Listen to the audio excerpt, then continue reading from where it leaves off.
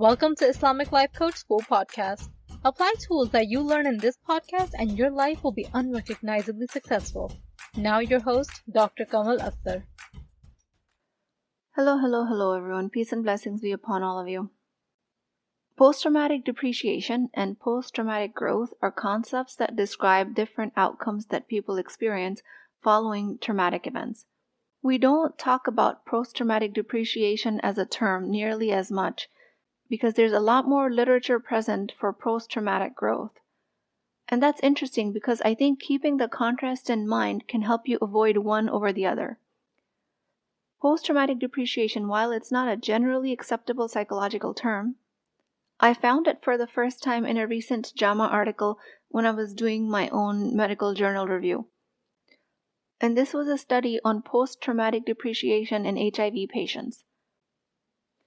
This depreciation can be loosely defined as a process where individuals experience a decline in their sense of self-worth, self-esteem, or general functioning after a traumatic event, mostly characterized by feelings of hopelessness, loss of interest in previously enjoyable activities, and overall a pessimistic outlook on life.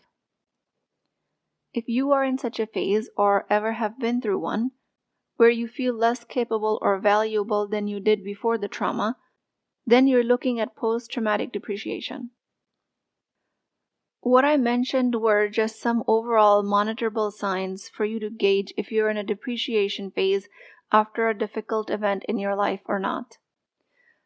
This again is in stark contrast to post-traumatic growth, which is a more widely accepted psychological term. Post-traumatic growth as a result of a struggle with a highly challenging life circumstance has the characteristics of you developing an understanding of yourself and the world around you, results in future improvements in your relationships, greater capacity to hold further challenges, developing a greater appreciation of life, and finding out your personal strengths, what is unique to you. At its core, post-traumatic depreciation represents a downturn in psychological health, while post-traumatic growth represents an upturn. Both of them are transformative processes, but they are two completely different outcomes. Both of these outcomes can manifest in the context of life challenges, which in Islamic belief are preordained by Allah subhanahu wa ta'ala. But they differ significantly in how they reshape your life. While I am referring to these frameworks as binary outcomes, either negative or positive, again the reality is far more nuanced and a lot of gray in the middle. People's responses to trauma are diverse and complex. It's not simply a matter of good or bad outcomes. There's a wide spectrum of experiences and reactions individuals go through. Just as a superficial gauge whether you've experienced post-traumatic growth or depreciation, consider the mechanisms you've developed in response to this challenging event. If these mechanisms have enhanced your life, created a positive shift compared to how you were living before the traumatic event, or if your life feels diminished compared to before, with a decreased sense of well-being and fulfillment. I'm highlighting the importance of this reflection because if you're in a state of post-traumatic depreciation, you might unknowingly be treating it as a permanent situation. Understanding whether your life is experiencing depreciation is a significant first step.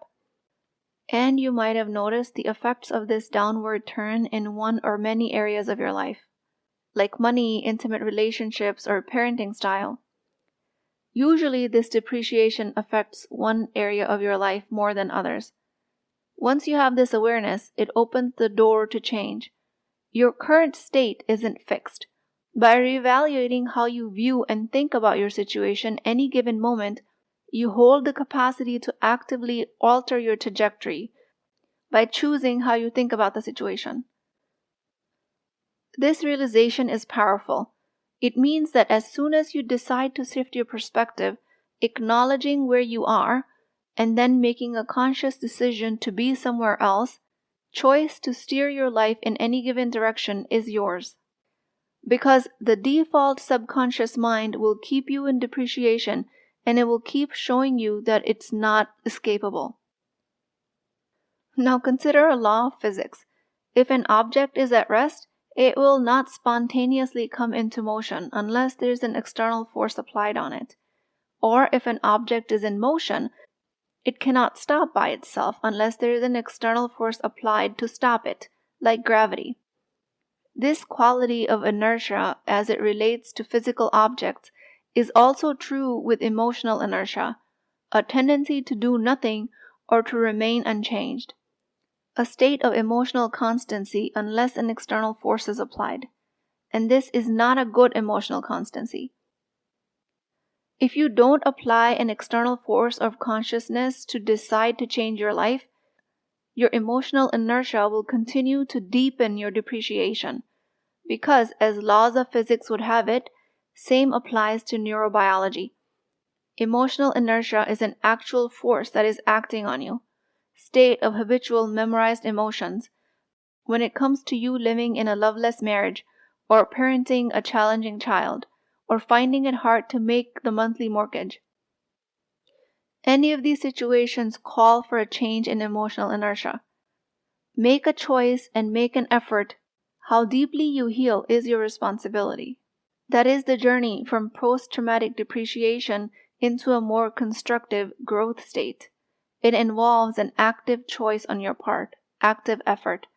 If you remain passive, not seeking out ways to understand how this challenge can be used to help you grow, to help you cope, to help you become a better person, then you will continue to stay in depreciation. And I'm not asking you to find the positive outcome in a traumatic event right now. Especially if it was a significant event. Chances are the more intense the trauma, the longer it will take for your intelligence to reveal the positive intention to you. But you have to start with asking the question. Otherwise, the answer will forever remain hidden. And that risks you forever staying in a state of depreciation and calling it fate. Understanding whether one has passed a test given by Allah subhanahu wa ta'ala, especially in the context of traumatic experiences and their aftermath, it is a deeply personal and spiritual matter. The concepts of post-traumatic growth and depreciation provide a deep insight into this. As always, it is my full intention to approach this topic with sensitivity and understanding. I don't want to paint a big picture of trauma and your ability or inability to cope and make it sound generic and impersonal. But since you're listening to this podcast, this is my only tool to reach you. I use words and examples. My hope and request here is that you genuinely and safely apply these concepts to your life, with all of the nuances and depth and gravity of situation. If you are able to, create lessons out of this podcast as it applies to your unique life. But no matter how specific of an example I can give you, I can never call out every human being's individual experience, especially for those living a life in the Middle East or being directly affected by it. I will never take the claim of fully understanding all of your nuanced difficulties, but I will say that if you give me the opportunity, you can see how the test you've gone through, or might be going through, can be turned into an opportunity through an understanding of these psychological and spiritual experiences.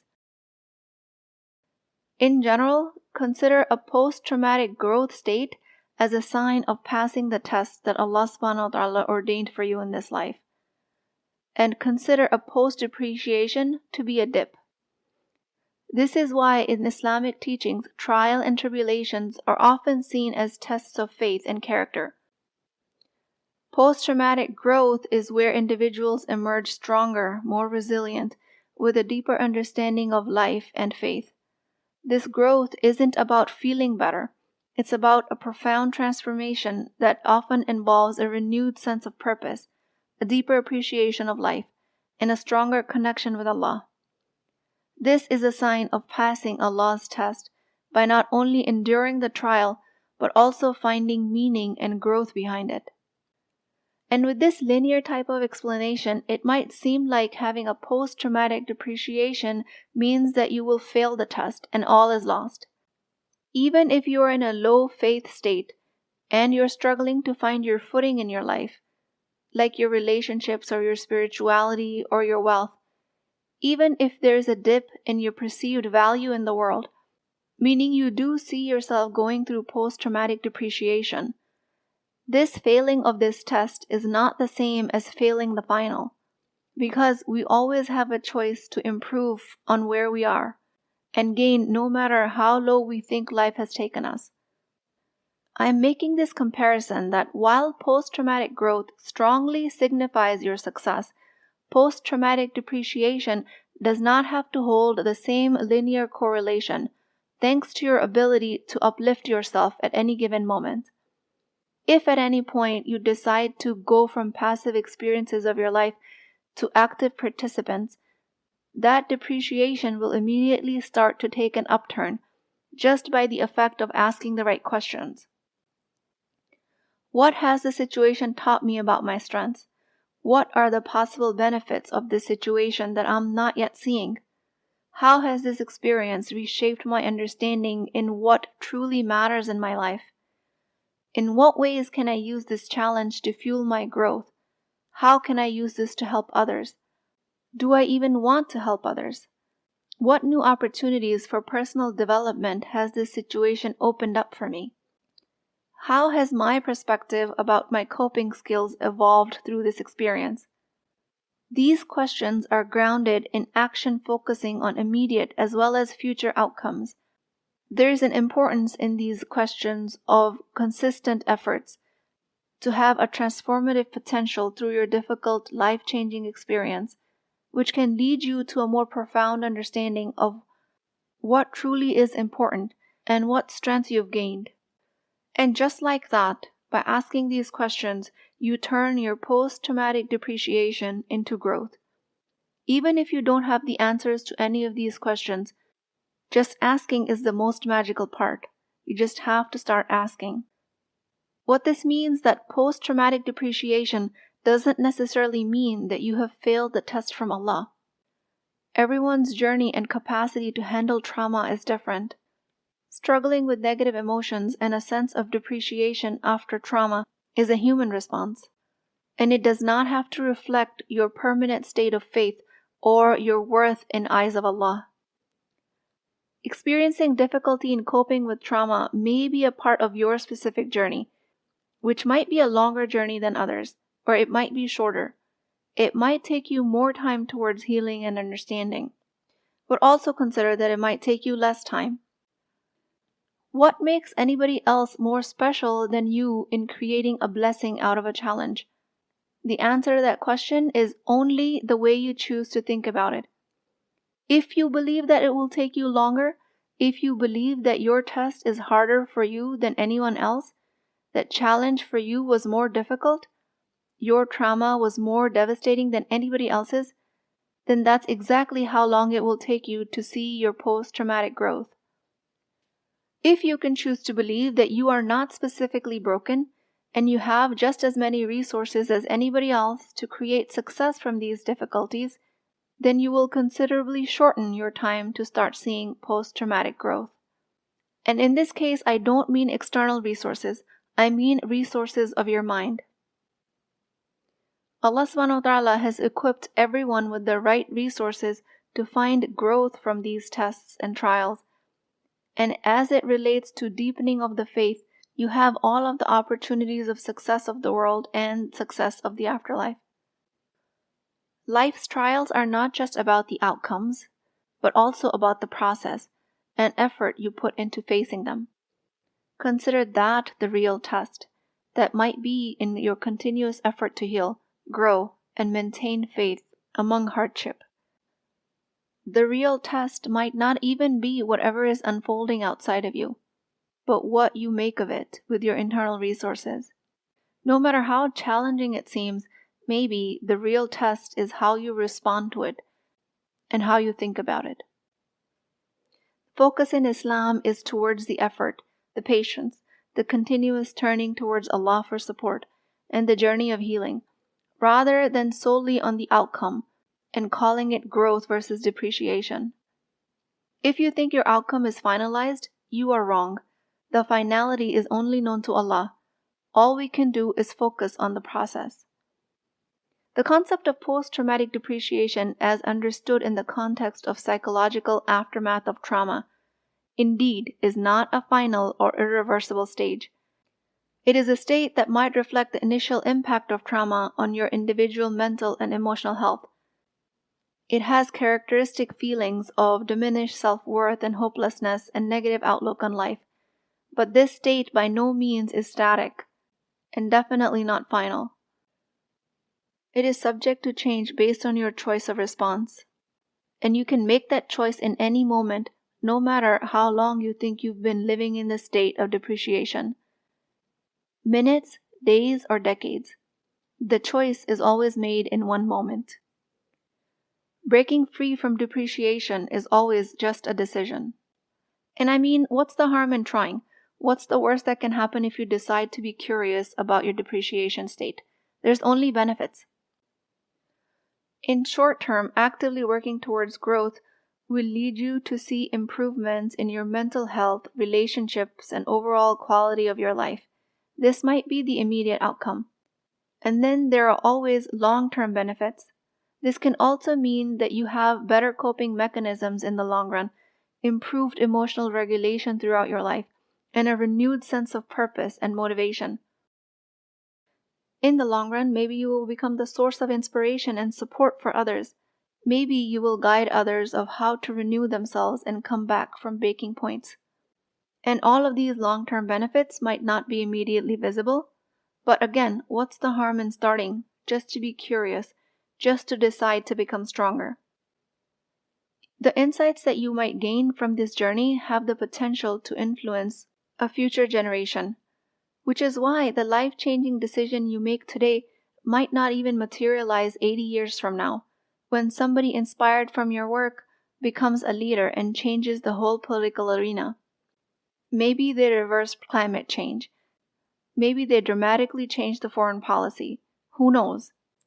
Or maybe none of that happens. But when you decide to change your depreciation to an upward curve of growth, just by the virtue of curiosity, asking deep, meaningful questions, maybe none of the best-case scenarios I described to you ever materialize. But still, you haven't lost anything. What's the harm in trying?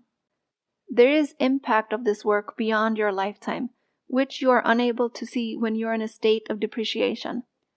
But if you decide that factually participating in this work with curiosity is not going to bring any benefit of the world, then you're also forgetting one of the most beneficial spiritual outcomes, which is one of the afterlife.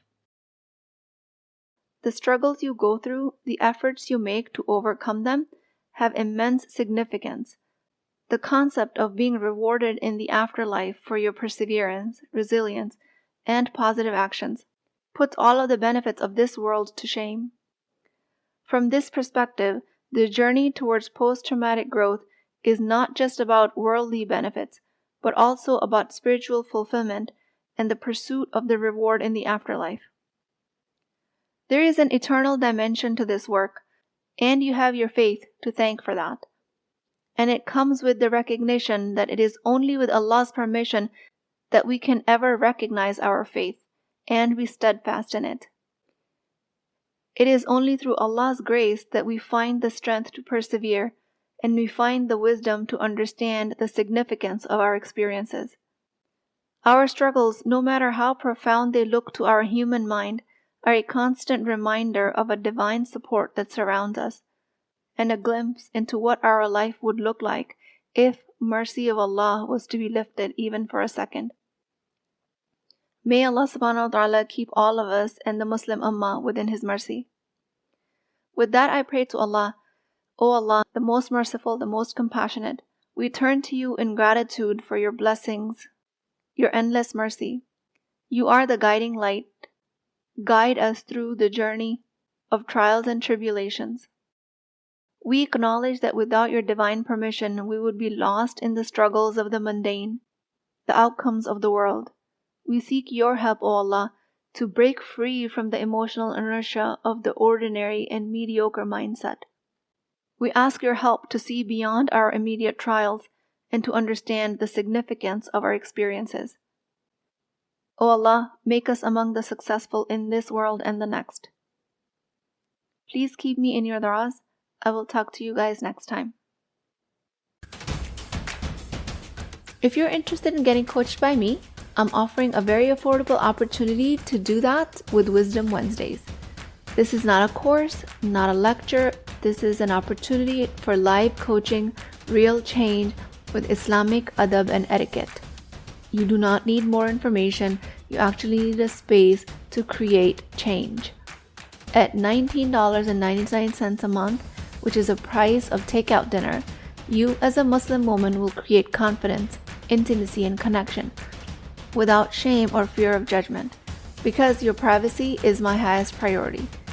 So join at www.islamiclifecoachschool.com, resources, Wisdom Wednesdays.